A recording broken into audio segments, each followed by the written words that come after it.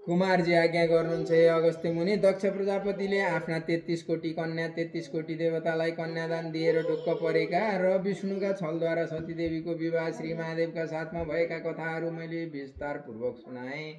अब कुन कुन कुरा सुन्ने इच्छा छ? कुमारजीको आज्ञा सुनि अगस्त्य मुनि अति प्रसन्न भई सोध्नुहुन्छ, हे कुमारजी, त्रिपुरासुरले गरेको तपस्या र श्री महादेवले त्यसलाई भस्म गराउनु भएको रहस्यमय पुण्यमय र अद्भुत कथा सुन्ने इच्छामा छु। अगस्त्य मुनिको आग्रह अनुसार कुमारजी आज्ञा गर्नुहुन्छ, हे अगस्त्य मुनि। अघि विष्णुले वराह अवतार धारण गरी हिरण्यकश्यपको वध गर्नुभएको देखेपछि सम्पूर्ण दानवहरूको शक्ति क्षीण भयो।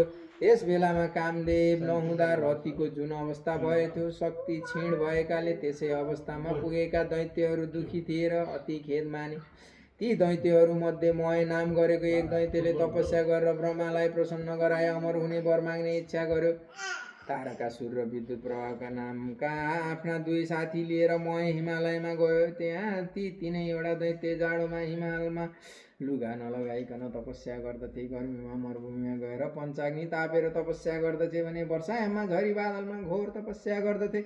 यसरी तपस्या गर्दा गर्दै दिव्य 10,000 वर्ष बिते। तिनका शरीरमा हड्डी र छाला मात्र बाँकी रह्यो। तिनीहरूको यस्तो कठिन तपस्याबाट ब्रह्मा सन्तुष्ट भएर दर्शन दिई आज्ञा भयो, हे दानववीरो, तिमीहरूका तपस्याबाट म खुसी भएँ। म यहाँ आएको छु, के इच्छा छ वरदान माग। ब्रह्माको यस्तो आज्ञा सुनि ती दैत्यहरूले बडो हर्ष मान्दै साष्टाङ्ग दण्डवत गरी दुवै हात जोडी बिन्ती गरे, हे कमलासन, हे पितामह, हामी अमरत्व चाहन्छौँ। हाम्रो बल पराक्रम ठुलो होस्। हामी अब 3वटा पुरहरू बनाउनेछौँ, त्यसमा मनुष्यहरूको गति नहोस्।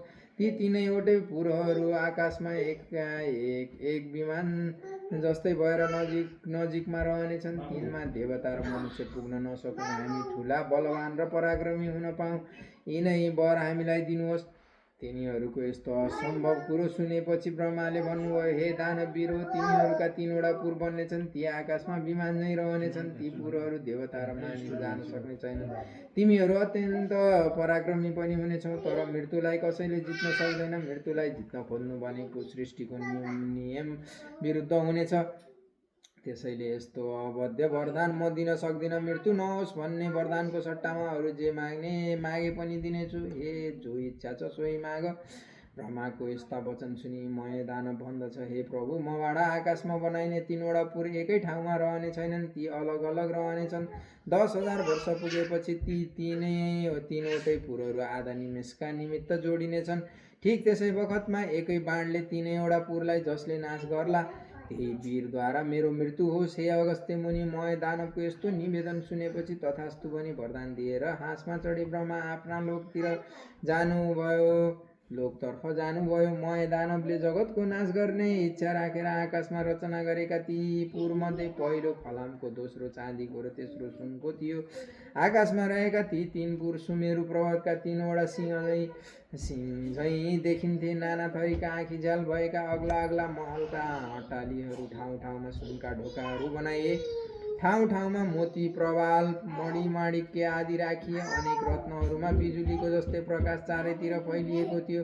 महलका झ्याल ढोकाहरूमा चित्र विचित्रका हिरा मोतीहरू जोडिएको हुँदा चन्द्रमाको किरणका प्रतिबिम्बले झन् झलझलाकार देखिन्थ्यो। नाना रङ्ग बिरङ्गका ध्वजा पताका ऋतु अनुसारका फलफुलले समृद्ध सुन्दर कमल फुलेको तलाउले सजिएका ती त्रिपुरका दैत्यहरूका घर, बाटा, सडक, बगैँचा, तलाउ नजिक मयूर, कोइली, चखेवा आदि सुन्दर पंक्षीहरूले शोभित बनाएका थिए। आफ्ना पतिसँग ख्यालठट्टा गर्ने बारुणी मदिराले लट्ठिएका जस्ता आँखा, कोइलीको जस्तो बोली भएका अलिक लजाए झैँ हाँस्ने सुन्दरी स्त्रीहरूले युक्त भएको ती पुरहरू इन्द्रपुरी झैँ मनोरम देखिन्थे।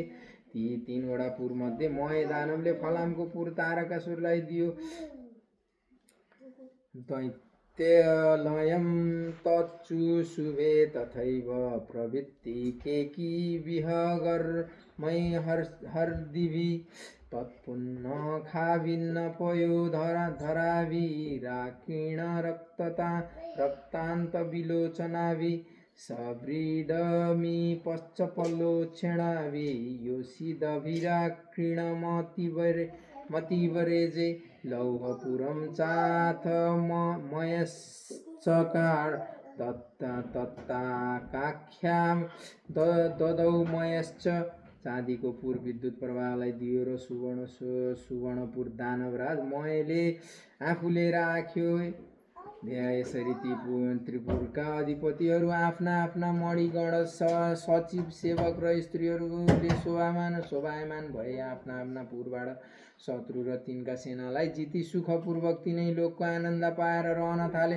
सबैतर्फबाट परिपूर्ण भएपछि घमण्ड र अहङ्कारले ती दैत्यहरू उद्दण्ड हुन लागे। देवतालाई जितेर देवलोकको बगैँचाका रुख बिरुवा अप्सराहरू र अन्य सुखका सामग्रीहरू खोसे। यसरी धेरै समयसम्म देवतालाई अनेक दुःख दिएपछि त्रिपुरवासी दैत्यहरूका अत्याचारले पीडित भएका इन्द्रादि देवता अत्यन्त दुखित भए ब्रह्माका शरणमा गएर आफूलाई परेका सम्पूर्ण दुःख कष्टको विस्तार वर्णन गरे।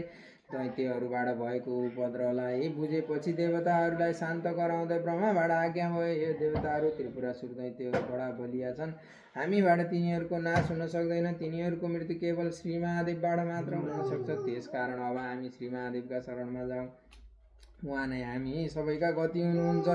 हे अगस्त्य मुनि, यसरी ब्रह्माका आज्ञाले इन्द्र, सूर्य, चन्द्र, वायु आदि देवता ब्रह्माका साथ कैलाशमा पुगे। त्यहाँ महादेवलाई देखेर ब्रह्मासहित सबै देवताले स्तुति गर्न लागे। हे त्रिलोकेश, हे चन्द्रशेखर, हे मृत्युञ्जय, हजुरलाई कोटिको सिटी नमस्कार छ। अर्धचन्द्रका ज्योतिषीले प्रकाशमान हे दुर्जटी, हे नीललोहित, हे गङ्गाधर, हे पिनाकपाणी, हे पशुपति, हजुरलाई कोटि कोटि नमस्कार छ। तीखो धार भएको वंशहरू र त्रिशूल लिने नन्दीलाई वरदान दिने जगतका आधार देवताका पनि देवता, हजुरलाई कोटि कोटि नमस्कार छ। हे हिमालवासी, हे कैलाशपति, कोटि कोटि नमस्कार छ। हे परब्रह्म परमेश्वर इन्द्रादि देवताहरूको पनि सृष्टि पालन र संहार गर्ने यस्ता परमात्मा प्रमथाधिपतिलाई कोटि कोटि नमस्कार छ। हे दिगम्बर, हे भक्तहरूका प्रिय, हे जगतका विधाता, हे नीलकण्ठ, हजुरलाई कोटि कोटि नमस्कार छ। दक्ष यज्ञ नाश गर्ने, पुषाको दाँत भाँच्ने, कामदेवलाई भस्म गर्ने, हे पिनाकी, हे गिरिश, हजुरलाई कोटि कोटि नमस्कार छ। शमशान वास गर्ने, भूत प्रेत प्रमथगणका साथ रहने, मोक्ष दिने, हे विश्वेश्वर, हे त्रिनेत्र, हे सर्व, हे रुद्र, हे हर, हे शम्भु, हजुरलाई कोटि कोटि नमस्कार छ। हामीदेखि प्रसन्न हुनुहोस्, हे प्रभु, हजुरमा हाम्रो कोटि कोटि नमस्कार छ। हे अगस्त्य मुनि, ब्रह्मासहित सम्पूर्ण देवताहरूले यसरी स्तुति गर्दा प्रसन्न हुनुभएका महादेवले आज्ञा गर्नुभयो, हे देवताहरू, म तिमीहरूदेखि प्रसन्न भए, जो इच्छा छ सो माग। महादेवको यस्तो आज्ञा सुनि प्रसन्न भएका देवताहरूले बिन्ती गरे, हे परमेश्वर, ब्रह्माका वरदानले उन्माद भएका मय आदि दैत्यहरूले हाम्रो वन उद्यान विनाश गरे, अमरावतीको सौन्दर्य नष्ट गराए, अप्सराहरूको अपहरण गरे, हामी सबै देवताहरूलाई अति दुःख दिइरहेका छन्। हे ईशान, ती दैत्यको नाश गर्न स्वयं स्रष्टाको पनि समर्थ छैन, विष्णुबाट पनि सम्भव छैन। यसकारण कसो गर्दा हाम्रो कल्याण हुन्छ त्यही नै वरदान हामीलाई प्राप्त होस्। हे अगस्त्य मुनि, त्यसो भनिकन बिन्ती गरेका देवताहरूप्रति श्री महादेवले आज्ञा गर्नुभयो, हे देवगण, मेरा 11 अंशबाट तेजोमय रुद्र रूप धारण गरे तिमीहरू नै ती दैत्यको नाश गर। महादेवको यस्तो वचन सुनेपछि देवताहरूले पुनः बिन्ती गरे, हे वृषभध्वज, हजुरका तेजको 1000 अंशको 1 अंश पनि हामी धारण गर्न सक्दैनौँ। महेश्वरको तेज धारण गर्न होइन, हामी पनि महेश्वरको तेज धारण गर्न होइन, हेर्न पनि हामी सक्दैनौँ। हे प्रभु, हामीबाट ती दैत्यको संहार हुँदैन। हे भगवान, हजुरबाट नै त्रिपुरासुरको वध होस्। हे महेश, त्रिपुर निर्माण भएको 10,000 वर्ष बितेपछि ती तीनैवटा पुरा आधा निमेषका लागि एकै ठाउँमा जोडिनेछन्। जुन वीरले त्यही समयभित्र एक बाणले ती तीनैवटा पुर भस्म गराउला, उसैबाट तिनीहरूको मृत्यु हुन सक्छ भन्ने वरदान तिनीहरूलाई ब्रह्माबाट प्राप्त भएको छ। यसबाहेक अरू कुनै उपायबाट तिनीहरूको मृत्यु हुँदैन। हे महादेव, यस्तो वरदान पाएका दैत्यहरूको विनाश गर्ने कुनै उपाय र सामर्थ्य हामीसँग छैन। हे रुद्र, हामीमाथि प्रसन्न ती दैत्यहरूलाई नाश गरिदिनु भनी बारम्बार नमस्कार गरे। हे अगस्त्य मुनि, खिन्न मन लिएर यसरी स्तुति गरेका देवताहरूलाई देख्दा महादेवलाई करुणा उत्पन्न भएर भन्नुभयो, हे देवगण, त्यो त्रिपुर जति सुरक्षित र दुर्भेद्य भए पनि एकै बाणले म भस्म गर्दछु। त्यसो गरेर म यससँग युद्ध गर्नका लागि मेरो बल थाम्न सक्ने हिमालय पर्वत समान बलियो रथ तयार गर। यस्तो आज्ञा सुनि सम्पूर्ण देवताहरू जो आज्ञा भन्दै महादेवलाई नमस्कार गरी आनन्दपूर्वक आफ्ना स्थानमा गए। त्यहाँ उपरान्त देवताहरूसँग सल्लाह गरी विश्वकर्माले श्री महादेवका निम्ति एउटा सुवर्णमय रथ बनाए। त्यस रथमा चन्द्र सूर्य दुई पाङ्ग्रा भए। सूर्य पाङ्ग्रो बनेका दायाँतर्फ 12 महिना र दाहिने पाङ्ग्रो बनेका चन्द्र 27 नक्षत्र रहे। दुईतर्फ नै 3 ऋतु राखिए। आकाशलाई रथको गजुर बनाइयो। मन्दराचल पर्वतलाई पाङ्ग्रा अड्डाउने धुरा बनाइयो। उदयचल र आस्था पहाडलाई 2 धुराका चुकुल बनाए।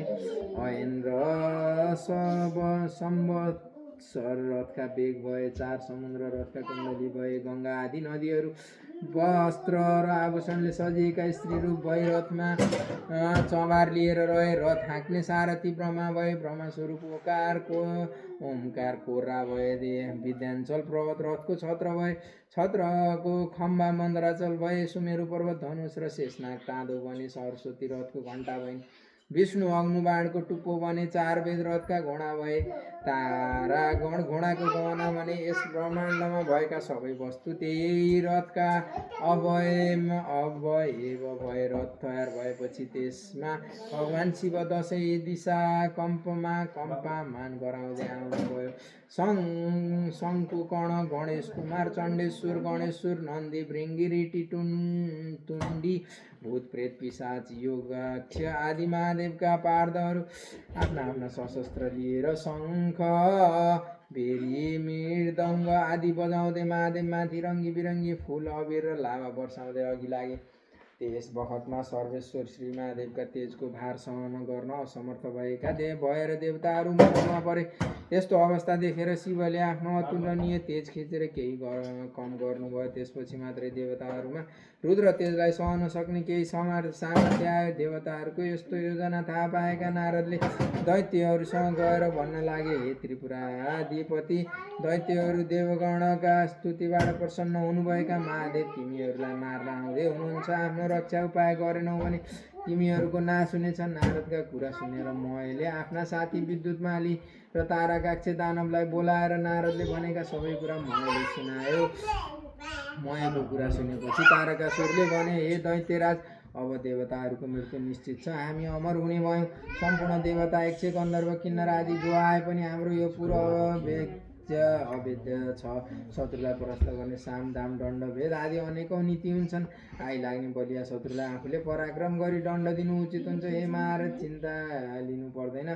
तारकासुरले यसो भनेपछि विद्युतमालीले भने, हे महाराज, हामी धेरै बलिया छौँ। ती देवताहरूले हामीसित युद्ध गर्न सक्दैनन्। हामीमाथि युद्ध गर्न आउनेको निश्चय नै विजय हुन्छ, यसमा कुनै शङ्का छैन। हे वीर, हजुरहरूले चिन्ता लिनुपर्ने कुनै कारण छैन। हामी सबै वीरतापूर्वक लड्नेछौँ र देवताहरूलाई जितेपछि हजुरले इन्द्रको पद समेत भोग गर्नुहुनेछ। त्यसका साथसाथै उहिले हिरण्यक्ष र हिरण्यकशिपुले पाएका पद समेत प्राप्त गरी 14 भुवनकै स्वामी बन्नुहुनेछ। तारकासुर र विद्युतमालीको कुरा असहमत भएर टाउको हल्लाउँदै मयले भने, हे दानव वीरो, अब निश्चय नै हाम्रो विनाशको समय आयो। बलशाली र निर्बल जुनसुकै शत्रुमाथि साम दाम दण्ड भेदको नीति प्रयोग गर्नु पर्दछ भने ठिक हो। त्यस बेला हामीलाई समेत सृष्टि गर्ने सम्पूर्ण जगतका अधिपति स्वयं महादेव नै हाम्रो विनाश गर्न आएका छन्। अब हामीसँग कुनै उपाय छैन। हामीले अब उनी महादेवको शरणमा पर्नु उचित हुन्छ। युद्ध गर्ने उद्देश्यले रणभूमिमा पुग्नासाथ हामी महादेवका दृष्टिपातले नै अवश्य भस्म हुनेछौँ, यसमा सन्देह छैन। ब्रह्मादि देवता पनि आफूलाई दुःख आइपर्दा जसका शरणमा पुग्छन्, जसले संसार सृष्टि गर्न सक्दछन्, एकै पलमा जसले जगत नै संहार गर्न सक्छन्, यो भुक्ति मुक्तिका दाता र जगतका कारण हुन्, तिनै महादेवसँग युद्ध गर्न अज्ञानता नै हुन्छ। प्रभाव क्षीण भएका हाम्रा तपस्याले अब हामीलाई बचाउन सक्दैन। हे दानवीर हो, मैले भनेका कुरामा विचार नगरी युद्ध गर्न उत्सुक भयो भने तिमीहरू कालले प्रेरित भएका मात्र हौ। तारकाक्ष र विद्युतमालीलाई दानवराज मयले भनेको यस्तो कुरा सुनि नारदले विचार गरे। अब सम्पूर्ण दैत्यको संहार गर्ने उपाय अवलम्बन गर्नुपर्दछ। नारदले मयलाई भने, हे दानवराज मय, अब तिम्रो तपस्या सकिँदै गयो, भोग ऐश्वर्य पनि समाप्त भएको छ। वीरले युद्धमा अघि नसरी नपुंसकता देखाउँदै शत्रुका शरणमा जानु उचित होइन। सङ्ग्राम भूमिमा युद्ध गर्दै मोक्ष हुनु त्योभन्दा उत्तम ठहर्छ। युद्धमा महादेवका हातबाट मर्न पायौ भने उनकै प्रथम गणका अधिपति हुनेछौ। हार स्वीकार गरेर शरण पर्न गयौ भने देवताको हितका निमित्त महादेवले तिनलाई यिनै दानवहरूका विपक्षमा युद्ध गराउन पनि सम्भव हुन्छ। दानवका हातबाट मृत्यु भयो भने शिवलोकको गति तिमीले पाउँदैनौ। महादेवसँगै लडाईँ गर्दा जित्यौ भने तिनै लोकको सुख भोग्नेछौ र मर्यौ भने मोक्ष गति पाउनेछौ। यस्तो ठुलो वीर एवं दैत्यहरूको स्वामीले यसरी कातर हुनु किमार्थ शोभा दिँदैन। नारदका यस्ता वचन सुनेपछि आयु समाप्त भएका तारकाक्ष र विद्युतमाली पनि मोहमा परेर, हे महाराज, नारदले साह्रै उत्तम कुरा भनेका छन्। युद्धमा विजय पाएर स्वर्गको राज्य गर्नु नै दानव वीरहरूका लागि प्रशंसनीय हो भन्दै मोहतर्फ फर्किए। ती दुईका यस्ता वचन सुनेपछि दानवहरूको विनाश समय आएको बुझेर पनि मोहले नारदको नीति वचन नै आफ्ना नीति श्रेयकर छन् भन्ने ठाने। त्यसरी सकल दैत्यगणलाई युद्धमा उत्सुक गराएपछि नारद प्रसन्न हुँदै कैलाशमा गए। आयु समाप्त भएका हुनाले मनमा युद्धको लालसा लिएका ती तारकाक्ष, विद्युतमाली आदि दैत्य वीरहरू नाना प्रकारका शस्त्र अस्त्रले सुसज्जित भई तयार थिए। नाना प्रकारका बाजा बजाउँदै दैत्यराज मयका अगाडि तिनीहरूले सिंहनाद गर्दा दानवहरूको सैन्य समूह नै भयभीत झैँ देखिन्थ्यो। तिनीहरू आपसमा ऊ रथ आयो, लौ रथ आयो, ध्वजा देखिन थाल्यो भन्दै भएर सेल त्यागेर युद्धको निश्चय गरेका कुमतिले घेरेका कालले निल्न आँटेका ती दैत्यहरू अग्निका ज्वालामा पुतलीले आम फाले झैँ होमिने निश्चित गरी महादेवको रथ कहिले आइपुग्छ भनी हेर्न लागे। हे अगस्त्य मुनि, पश्चिम सागरका शिरोभागमा रहेको अनेक ध्वजा पताका आदिले शोभायमान भएको सुमेरु पर्वत जस्तो त्रिपुरलाई देखेर उता नन्दीश्वर आदि शिवका गणहरू पनि सिंहनाद गर्न थाले। दीप्यमान कुठार लिएर चण्डेश्वर ठुलो मुख बनाएका प्रचण्ड प्रमथादि गणका आदि अघि लागेर त्रिशूल हातमा लिएका शिव उस्तै पराक्रम प्रकट गर्दै युद्धका लागि अघि आए। हातमा मुसल लिएर शङ्खु नायक महादेवका पार्श्वमा उभिए। आफ्ना आफ्ना आयुध वज्र त्रिशूल गदा परिधि आदि लिएका नन्दी भृङ्गी वीरभद्र आदि अनेक गण पनि युद्धका निमित्त अगाडि आए। यता अनेक प्रकारका आयुध लिए युद्ध गर्नलाई तयार भएको दैत्यगण पनि महादेवको रथ आएको देखेपछि क्रोधका साथ अगाडि बढेर शिवगणसँग युद्ध गर्न आयो। त्यस बखतमा महादेव पनि सिंहनाद गर्दै त्रिपुरका अधिपतिहरूसँग युद्ध गर्न लाग्नुभयो। नन्दीले महाबली दैत्यगणसँग युद्ध गरे। भृङ्गीले विद्युत प्रभावमाथि 10 बाण छोडी भेदन गर्दा उसले पनि राताराका आँखा पारेर शिलाले प्रहार गरेर, तर भृङ्गीलाई केही भएन। त्यसपछि भृङ्गी र रिटीले विद्युत प्रवाहका पिठ्यौमा प्रहार गरे। उसले पनि हुङ्कार गर्दै भृङ्गी र रिटीलाई प्रहार गर्यो। त्यो प्रहारको वेदना सहन नसकी ती दुवै त्यहाँबाट भागे। विद्युत प्रवाहले तिनलाई जितेपछि गणनायक गणेशका काँधमा 1000 बाण छोडी उनका मर्ममा घाउ गरी वेदना गराएर आफूलाई मर्माहत भएको देखेर रिसले आकुल भएका गणेशले पनि आफ्नो सुँड विद्युत प्रवाहका गर्दनमा पसारी बेरेर ताँतीले कमलको फुललाई सुनले बेरेर तलाउबाट उखेलेर फ्याँके चाहिँ त्यो दैत्यको शिर पनि चुडालेर फ्याँकिदिनु भयो। त्यो देखेर भृङ्गीले नाना तरहका गाना गाए। यसरी हर्ष मनाएको देखेर नेमी र बल नाम गरेका दुई दानवीरलाई रिस उठेर गणेशजीका मर्म स्थानमा बाणले हानी घाउ गराउन लागे। शङ्कु कर्ण अघि सरेर तिनै दैत्यलाई बिचमै रोकी तिनका रथ घोडा सारथी ध्वजा आदि काटी रथिन बनाइदिए। फेरि अर्को रथमा चढेर आए ती दुई दानवले चण्डेश्वर गणेशका मर्ममा फेरि हजारौँ बाण हानेर घाउ नै घाउ बनाइदिए। क्रोधले चुर भएका गणेश्वरले पनि लाल लाल आँखा पारी डर लाग्दो मुसलले हिर्काई दुवैलाई मारिदिनु भयो। त्यस उपरान्त त्रिपुरवासी मुख्य दैत्यहरू अति क्रुद्ध भएर बराबरका समूहमा आएर नाना प्रकारका चक्र वज्र त्रिशूल भाला मुङ्रा आदि लिएर महादेवका गणमाथि प्रहार गर्न लागे। शिवजीका आज्ञा पाएका शिवगणहरू पनि उन्मत्त सिंहले वनका मृगादि पशुलाई हिर्काए झैँ दैत्य र दानवका सैन्य समूहलाई हिर्काउँदै छिन्नभिन्न पारिदिए। वज्रका चोटले टुक्रिएका पर्वतका टाकुरा झैँ भएका दैत्यहरू भागाभाग गर्दै पश्चिम समुद्रमा गएर पर्न थाले। नेमी र बल नाम गरेका दैत्यहरूलाई शङ्कु कर्ण गणनायकले मारे भन्ने कुरा दैत्यहरूले सुनेपछि अति क्रोधित भएर तारका दैत्य आफ्नो पुरबाट निस्किएर गणनायकमाथि झम्टिँदै अनेकौँ बाण वृष्टि गराए। गणनायक शङ्कु कर्णले पनि त्यही त्यस महाबली दैत्य तारकाका शिरमा वज्र प्रहार गरी सिंहनाद गरी चोट खाई रिसले आगो भएको तारका दैत्यले पनि लडेका ठाउँबाट उठी शङ्कुकर्णमाथि चक्रको प्रहार गर्यो। गणेश्वर शङ्कुकर्णले पनि वेदना खप्न नसक्ने खालको मुड्की दैत्यलाई हाने। कठोर मुड्की खाएको दैत्य मूर्छा भई भुइँमा लडेर हातको आयुध त्याग्दै पीडा सहन नसकी प्राण त्याग्न गयो। तारकासुरको मृत्यु भएपछि अरू दानवहरूले झट्टै उठाएर मय दानवका घरमा पुर्याए। सबै हाल बताउँदै अनेक तरहले विलाप गर्न लागे। ती दानवहरूलाई दैत्यराजले भने, हे दानवहरू, मेरो घरमा अमृतको कुण्ड छ, मरेका दानव दैत्यहरूलाई लगी त्यसमा चोपेर बचाऊ। मयको यो आज्ञा सुनि प्रसन्न हुँदै अमृत कुण्डमा डुबाए। तारकासुरलाई बचाए, अरू मरेका दैत्यहरूलाई पनि बचाएर मय दानवलाई सबैले शिर नुहाएर निहुराए प्रणाम गरे। अमृतमा चोपिएर बाँचेको तारकाक्ष बडो वेगका साथ फेरि रणभूमिमा आएको देखेपछि ब्रह्माले आफ्नो बायाँ हात कमलाले देखाउँदै महादेवसँग भन्नुभयो, हे महादेव, त्यो दैत्य अघि मरेको थियो, अहिले बाँचेर आएको छ।